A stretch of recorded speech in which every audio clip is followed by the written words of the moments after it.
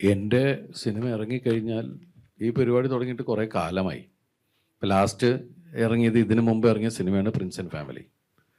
ആ സിനിമയ്ക്കും സംഭവിച്ചത് നിങ്ങളെല്ലാം കണ്ടതാണ്. പക്ഷെ ആ സിനിമ കണ്ട ആളുകളാണ് അവർക്കെതിരെ ഭയങ്കരമായിട്ട് രോഷാകുലരാവുകയും ഈ സിനിമയെ മോശമാക്കുന്നതിനെതിരെ പ്രതികരിച്ച് നമ്മളാരുമല്ല, പ്രേക്ഷകരാണ് പ്രതികരിച്ചത്. ഈ സിനിമ ഒരു ലോജിക്കും ഇല്ലാത്തതാണ്, ഇത് വെറുതെ ആഘോഷിക്കാനുള്ളതാണ്, ഇതിൽ മഹത്തരമായ കഥയില്ല എന്നെല്ലാം നമ്മൾ പറഞ്ഞിട്ട് തന്നെയാണ് ഈ സിനിമ ഇറക്കിയിട്ടുള്ളത്. പിന്നെ അതിന് റിവ്യൂ പറഞ്ഞത് ഭയങ്കര അതിൻ്റെ എനിക്ക് മനസ്സിലാവുള്ള അതിൻ്റെ എന്താ. പക്ഷെ അങ്ങനെ പറഞ്ഞാലാണ് അവർക്ക് പൈസ കിട്ടുള്ളൂ. അത് കാണാൻ അവർക്ക് എത്ര ആളുകൾ അതിൻ്റെ ഉണ്ടാവും, അതിന് അവർക്ക് ഓരോ ക്ലിക്കിലും അവർക്ക് കിട്ടുന്നത് ഡോളേഴ്സാണ്. അപ്പം അതിന് വേണ്ടിയിട്ട് അവർ ഈ സിനിമ കൊണ്ട് തന്നെയാണ് അവരും ജീവിക്കുന്നത്. പക്ഷേ നമ്മളുടെ സിനിമകളെ സ്നേഹിക്കുന്ന ആൾക്കാർ, അല്ലെങ്കിൽ നമ്മുടെ സിനിമയിൽ വിശ്വാസമുള്ള ആൾക്കാർ, ഭൂരിഭാഗം ആൾക്കാരും അതൊന്നും ശ്രദ്ധിക്കാതെ തിയേറ്ററിലേക്ക് വരുന്നുണ്ട്. നമ്മളെപ്പോഴും ശ്രദ്ധിക്കേണ്ടത് നമ്മൾ എന്ത് കഴിക്കണം, നമ്മൾ എന്ത് കാണണം, നമ്മൾ എന്ത് വാങ്ങണം എന്നുള്ള പല പരസ്യങ്ങളും നമ്മൾ കാണും. അതിൽ നിന്ന് നമ്മൾ അതിലേക്ക് പൂർണ്ണമായി പോയി അഡിക്റ്റ് ആകുമ്പോഴാണ് കുഴപ്പങ്ങൾ സംഭവിക്കുക.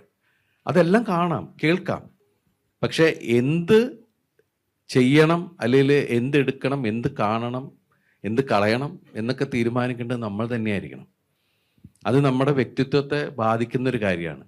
ഇല്ലെങ്കിൽ വേറെ ആൾ പറയുന്ന കേട്ട് പോയി കഴിഞ്ഞ അവസാനം നമ്മൾ വെറുതെ ഒരു വെജിറ്റബിൾ ടൈപ്പ് പോകുന്ന ഒരാൾക്കാരായി മാറിപ്പോകും. അപ്പോൾ നമ്മളുടെ ചിന്താഗതികളിൽ ആര് പറയണം കേൾക്കാം, ആരുമായിട്ട് എന്ത് ഷെയർ ചെയ്യാം, എല്ലാം ശരിയാണ്. പക്ഷെ ഫൈനൽ ഡിസിഷൻ എന്ന് പറയുന്നത് നമ്മുടേതായിരിക്കണം എന്നുള്ളത്. ഇപ്പം ഞാൻ ഇതുവരെയും റേറ്റിംഗ് നോക്കിയിട്ടോ ഒരു അഭിപ്രായം കേട്ടുള്ളൂ. ഞാൻ ഒരാളുടെ സിനിമ കാണണം തീരുമാനിച്ചാൽ അതിൻ്റെ റേറ്റിംഗ് പോലും ഞാൻ നോക്കാറില്ല, അതിനെക്കുറിച്ചുള്ള റിവ്യൂ ഞാൻ കേൾക്കാറില്ല. ഞാൻ പോയി തന്നെ സിനിമ കാണും, അതെന്നെ ആസ്വദിച്ചു. ചിലപ്പോൾ എനിക്കത് ഭയങ്കര ഇഷ്ടമാവും.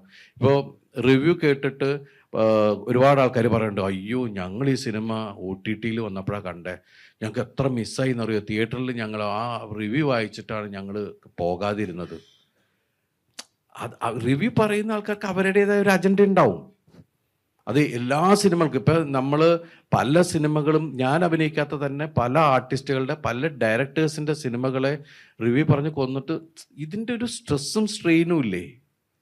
ഒരു സംവിധായകൻ അയാൾക്ക് തോന്നുന്ന, അയാൾ കാണുന്ന അയാളുടെ സ്വപ്നം യാഥാർത്ഥ്യമാക്കാൻ ശ്രമിക്കുമ്പോൾ ഒരുപാട് ആളുകൾ അതിൻ്റെ കൂടെ നിന്ന് അത് സ്ക്രീനിലേക്ക് കൊണ്ടുവരുന്നു.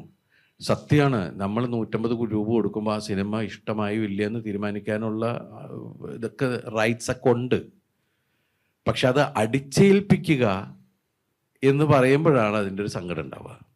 അത് ഒരുപാട് പേര് ബാധിക്കുന്നുണ്ട്. സർക്കാരിനെ ബാധിക്കുന്നില്ലേ?